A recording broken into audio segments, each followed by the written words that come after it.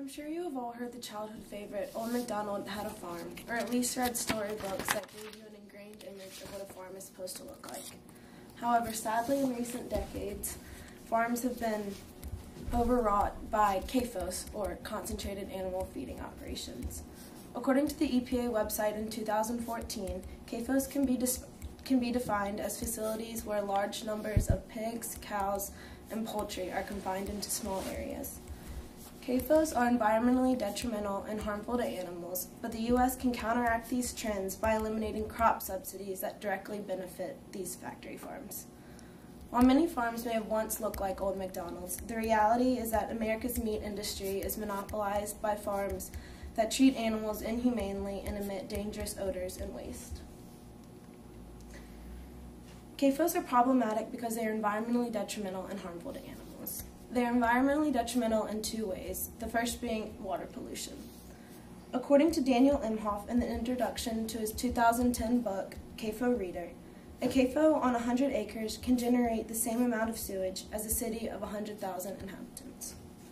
Waste is stored in lagoons where it then seeps into the groundwater. According to Claudia Copeland in her 2011 report, Animal Waste and Water Quality, 29 states have named CAFOs as the primary reason for impairing their water quality. Another way in which CAFOs are environmentally detrimental is through air pollution. Robert Kennedy Jr. in his 2010 chapter, From Farm to Factories, says that open-air pits are used to collect waste. Daniel Imhoff also says waste is mechanically sprayed across fields. These two combined efforts destroy property values, as no one wants to live where you can smell manure, and thus destroy civic life. CAFOs are also problematic in how cruelly animals are treated. According to Imhoff, they are tightly crammed, caged, sometimes chained or tethered, and often unable to breathe fresh air, and quote, often unable to breathe fresh air, see the light of day, walk outside, scratch the earth, or eat a blade of grass. Despite these horrific realities, CAFOs still exist. It would be nearly impossible to suspend them overnight, so what can be done? The U.S. government can dismantle CAFOs by eliminating crop subsidies that benefit these current farms. According to Doug Gurian-Sherman in his 2008 report, CAFOs Uncovered, the bottom line is that society is currently propping up an undesirable form of animal agriculture with enormous subsidies and lack of accountability for its externalized cost. According to Paige Tomaselli and Meredith Niles in their 2010 chapter, Changing the Law, a single CAFO is given an average of $2.2 million annually. This allows CAFOs to thrive and flourish, thus perpetuating the industry and not allowing mid-size operations to have any benefits. Therefore, Congress should write a policy into the next Farm Bill. The Farm Bill is passed every 5 to 7 years and is the primary agricultural and food policy tool of the federal government.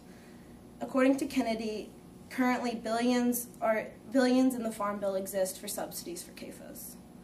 Some people question whether eliminating CAFOs will benefit our economy and personal lives. Some see CAFOs as providing an abundant food supply for a hungry planet. However, according to Claudia Noble in her 2010 chapter, Paying the Polluter, quote, public funds are handed to CAFOs for, quote unquote, building infrastructure, pollution control facilities and equipment, subsidized energy costs, and feed grains. So essentially, public funds are the driving force for CAFOs, yet they lie about where their money is actually being spent. According to Noble, 7 billion taxpayer dollars annually are given to CAFOs across the nation.